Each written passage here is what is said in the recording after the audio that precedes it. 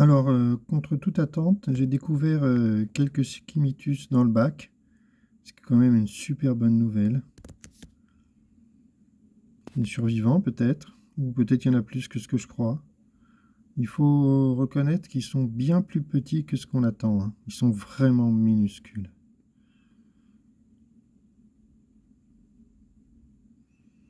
Bon ben voilà, un skimitus vivant.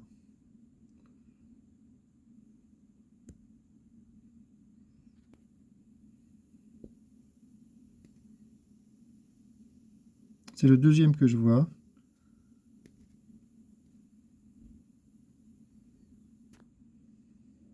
Donc c'est plutôt bien.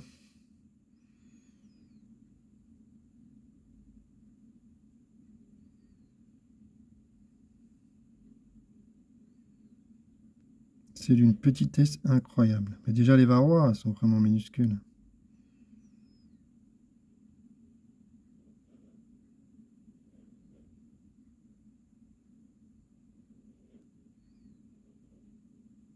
Et voilà un deuxième juste à côté. Ah, c'est sympa, hein? C'est sympa, hein? Ah, j'ai hâte de voir mon bac rempli de milliers de skimitus. J'ai hâte de voir ça. Il y en a même un troisième, mais je sais pas s'il bouge celui-là.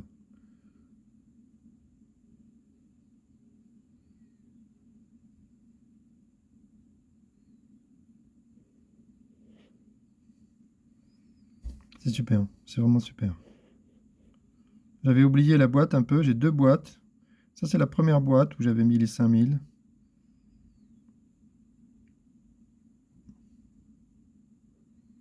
Je me lasse pas de l'observer, hein. Peut-être qu'en le suivant, je vais en voir d'autres. Ah, j'ose plus le lâcher parce que j'ai peur de ne pas le retrouver, hein. C'est bien plus petit que ce que j'imaginais, hein. Il faut avoir les yeux d'André pour les voir l'œil nu, hein. Là, moi, c'est pas possible, hein. Là, on en voit deux sur l'écran.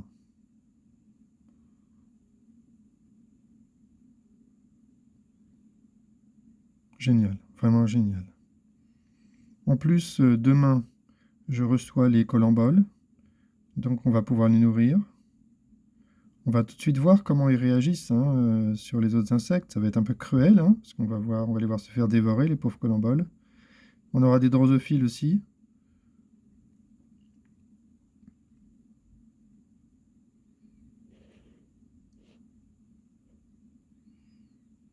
Et on aura de la nourriture pour les colamboles. Les drosophiles, je sais pas ce que ça mange. On cherchera.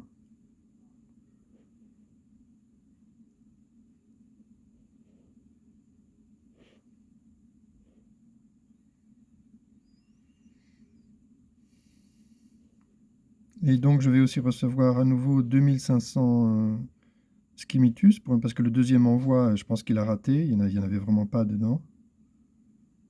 Et puis, on va voir comment ça se développe. Si ça se développe bien, bah, la première étape, peut-être la plus difficile, bah, sera réussie, à savoir être capable de faire de l'élevage de Stratiolelaps. Alors, je ne vais pas les appeler Skimitus, hein, je vais les appeler Stratiolelaps. J'essaie d'être précis dans le vocabulaire. Quand j'apprends un nouveau mot, je fais attention de m'en servir après, comme nourrissement à la place de nourrissage. Là, je pense qu'il faut les appeler par leur nom, c'est Stratiolelaps. Génial, génial, vraiment, là, je suis content. Et alors le bac, hein, je pense qu'au départ, on ferme le bac et de façon étanche parce qu'on a peur qu'ils s'échappent. Je pense qu'ils vont jamais s'échapper, ils vont rester dans la terre, hein, les Stratiolelaps. Ils vont pas s'échapper du bac, hein, je crois pas.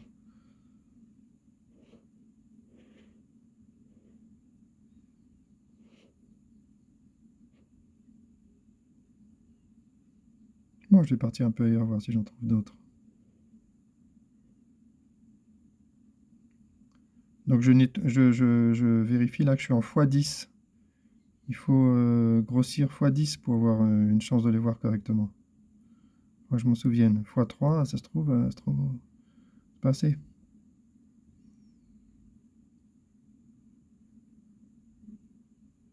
Donc j'ai mis de l'humus sur la gauche, j'ai mis du terreau sur la droite. Je vais multiplier comme ça les types de terre pour voir ce qui convient le plus.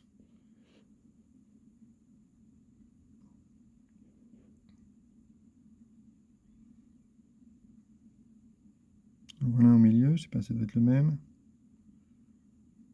Ah, quand même, hein. J'en vois un autre là, tout en haut qui pointe. Eh ouais, il y en a un autre en haut. Eh, il y en a quelques-uns quand même. Alors bien sûr, il faut surtout pas toucher la terre, hein, parce qu'avec nos gros doigts boudinés, c'est une catastrophe, on doit les écraser, hein. Absolument pas toucher, ce que j'ai fait tout à l'heure, là, déplacer un peu de terre, faut pas le faire, hein. Et voilà encore un autre. Eh, eh, ben, il y a des Stratiolelabs dans mon bac. Je suis super content. Bah, par contre, ils doivent crever de faim, hein, parce que j'ai donné de la terre, du terreau qui venait du jardin, mais j'ai pas vu grand-chose dedans, hein. Mais d'ailleurs, on voit bien qu'il n'y a pas un insecte dedans, hein. Je pense qu'en hiver, les insectes, ben, ils sont pas là, hein. Ils sont sous forme d'œufs.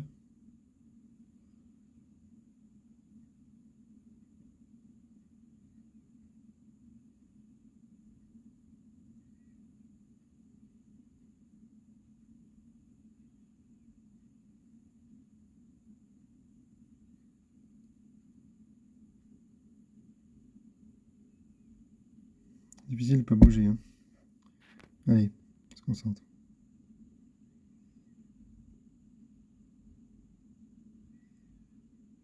Je pense que je serais rassuré si je vois des Skimitus foncer sur les colamboles demain.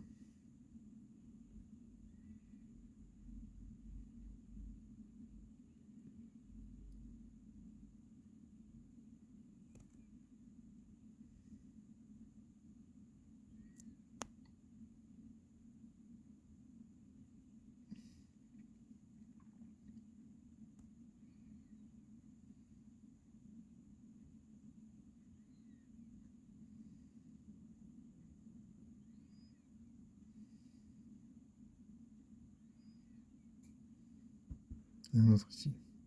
Sympa. Ah, celui-là, il se déplace plus vite. Ah, il est vif, celui-là. Il est prêt à foncer sur les varrois, je suis sûr.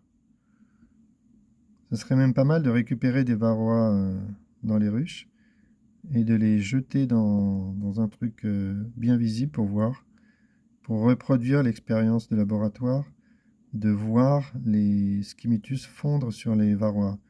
Parce que là, sur les vidéos qu'on voit, on voit jamais grand-chose, hein. C'est franchement tiré par les cheveux, hein. Ils le montrent pas vraiment, hein. Ils montrent des photos comme ça, en nous expliquant que Skimitus, il a fait ceci, cela, mais bon, franchement, là, c'est un truc qui doit être facile à montrer, hein, si c'est réel. Et nous, on va le montrer, hein, c'est clair, hein. On va se dépêcher de montrer ça, hein.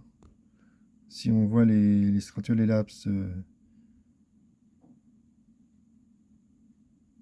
foncer sur les varrois, bon, bah, ok, on sera rassuré, hein. Je comprends pas ce qui se passe à droite, là. C'est un deuxième insecte, c'est quoi? Je comprends pas. Il y en a un, c'est clair, et l'autre qui bouge, là. C'est un ou deux?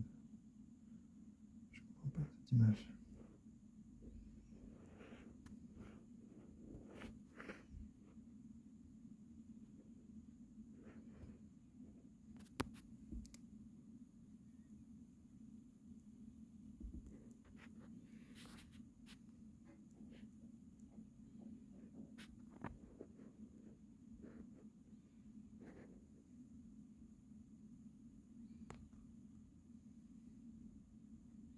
La bonne nouvelle, hein.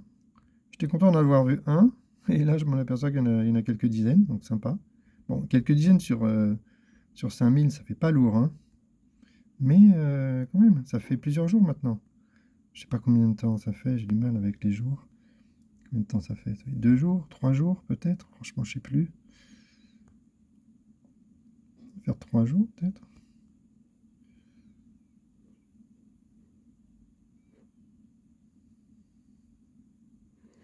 Je comprends pas ce qui se passe là. Bon, je laisse tomber, je vais chercher un autre. Et puis en plus, je vais prendre l'habitude de les voir. Ça va être facile. On va faire des super vidéos.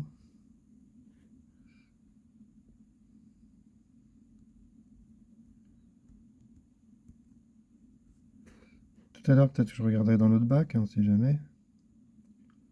Je vais multiplier les bacs pour multiplier les expériences et voir. Après, on testera les différentes matières.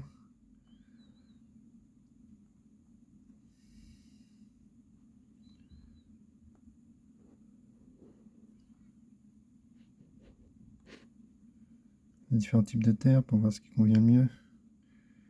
Par contre, il faut faire attention à l'eau, hein. J'ai l'impression que peut-être je les avais tués en mettant de l'eau au fond. Il faut pas mettre d'eau dans les... faut pas mettre d'eau dans les stratulés parce qu'il paraît qu'ils se noient facilement. Moi, je le savais, mais j'ai mis de l'eau tout au fond en pensant que c'était pas un problème. Et si ça se trouve, ils ont été au fond, ils sont noyés. Ils sont peut-être bêtes en plus. En plus d'être petits, ils sont bêtes. Je sais pas. En tout cas, la prochaine fois, je le ferai pas.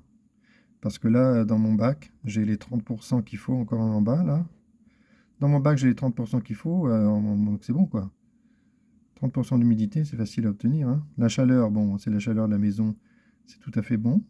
Alors, un autre ici, là, mais qui m'a l'air plus petit. Mais c'est pas mal, c'est pas mal, ils ont survécu 3 jours, c'est bien, les petites bêtes. Sans manger, c'est bien. Faites du jeûne intermittent, là, c'est très bon pour la santé. Vous allez voir, l'autophagie, ça va vous nettoyer.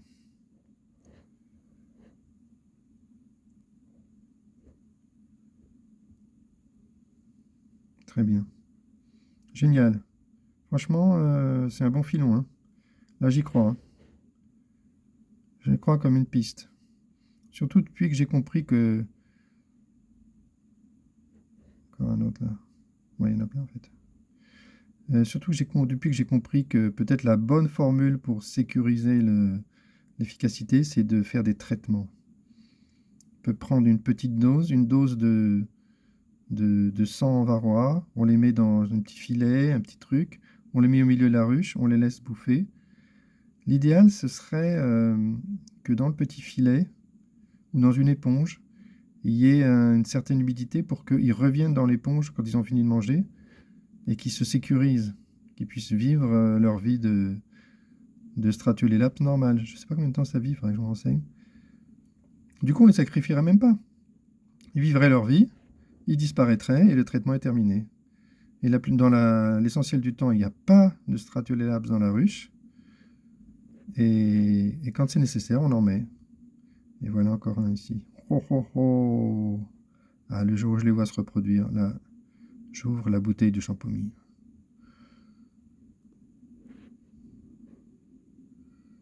Ou peut-être mieux, le champagne de Damien. Ça sera vraiment une grande occasion. Ah, génial. J'adore. Je like. Hop. Oh, mais c'est bien, il y en a quelques-uns. C'est très bien. Wow, inespéré. Est-ce que je vais réussir à lâcher cette vidéo? Je suis pas sûr, hein, parce que là, je suis dedans, là, je suis à fond, là.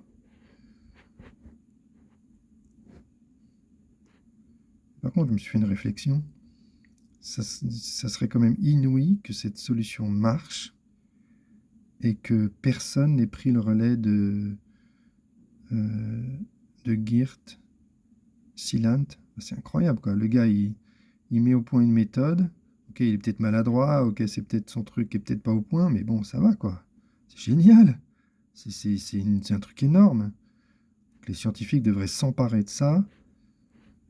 Les scientifiques, j'ai l'impression que c'est des bons scientifiques, mais j'ai pas tellement l'impression que ce soit qu'ils aient la fibre de l'ingénieur, hein. Franchement, je les sens un peu empotés, quoi. Ils sont pas dans l'opérationnel, j'ai l'impression. Parce que là, franchement, c'est incroyable. Là, les idées, ça fuse, hein. Moi, j'ai déjà plein d'idées, hein.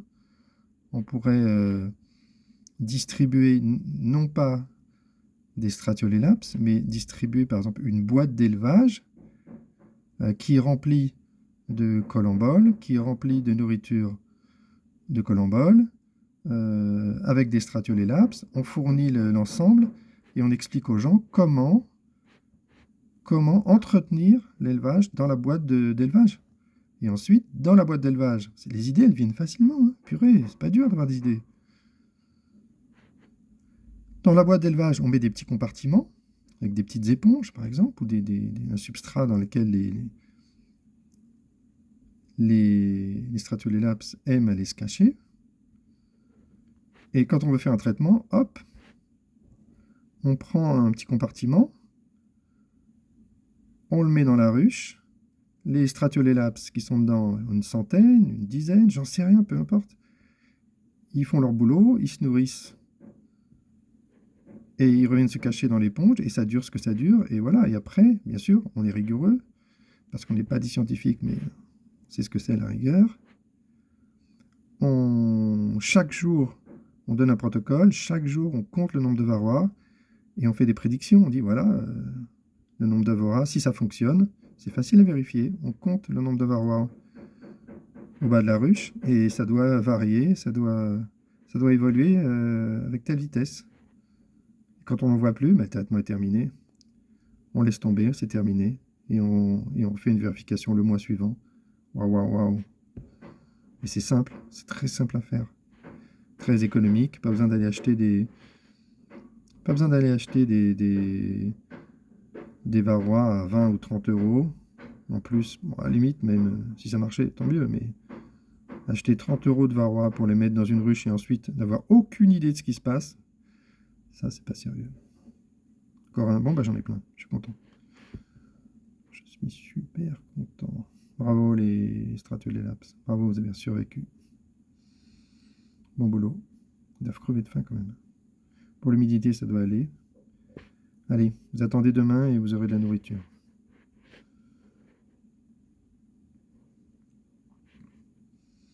Alors sinon, réflexion de fond sur l'utilisation des Stratiolelaps. Donc il y a deux possibilités. Il y a la possibilité initiale qui est comme Geert Stillant, qui est de mettre une population de Stratiolelaps sous la ruche. Alors ça, je le sens pas très bien. Je pense que si ça marche, tant mieux. On peut essayer. Si on met ça en place et que ça marche, bravo, on laisse, on touche plus à rien. Mais j'ai un peu peur que les populations ne vont pas tenir. Elles vont mourir, elles vont disparaître. Mais là, et alors la deuxième possibilité, c'est de faire des traitements.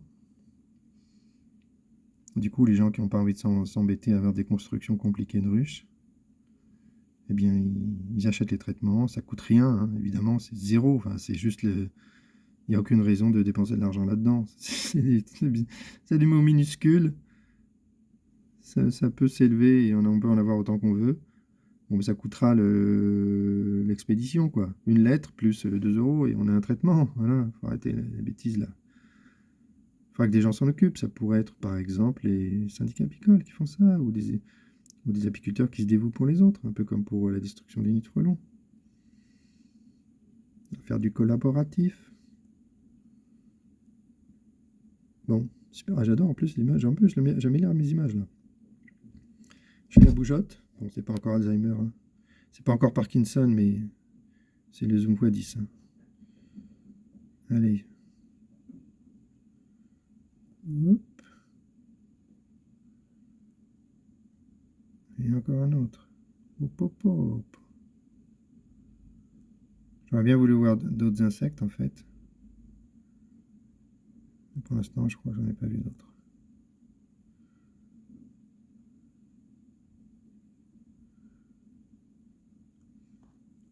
Et par contre, alors je disais, entre les deux méthodes, il y en a une qui est suspecte. C'est la méthode avec les acariens sous la ruche. Parce qu'il le dit lui-même, il y a un souci parce qu'on veut deux choses contradictoires. On veut qu'ils survivent, donc ça veut dire qu'il faut qu'ils aient la nourriture dans le substrat, sous la ruche, sinon ils ne survivent pas. Et on veut qu'ils montent dans la ruche pour aller manger les varroas, donc ça c'est contradictoire. S'ils ont tout ce qu'il faut dans la terre, ils n'ont aucune raison de la quitter, donc ils ne monteront pas dans la ruche. Donc là c'est une contradiction. Ça. Et s'ils n'ont pas de nourriture sous la ruche, ils finiront par crever de faim, après avoir mangé les varroas. Donc là il y a un problème. Là il y a peut-être un problème conceptuel. À voir, à tester tout ça, mais ça va être passionnant. Mais dès qu'on a des résultats, et là franchement j'y crois, il faudra contacter nos scientifiques préférés pour les inciter à faire des études. Ah, il y a un fil là, c'est peut-être une araignée qui se balade. Et encore un Stratiolelaps. Et encore un.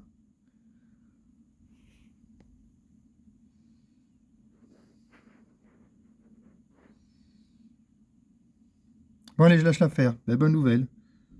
Je regarderai dans l'autre bac, on sait jamais. C'est bien d'avoir fait 2 bacs différents. Je peux en faire plusieurs pour avoir des réserves et toujours pouvoir repartir en cas de souci. Allez, fin de cette vidéo. Super nouvelle.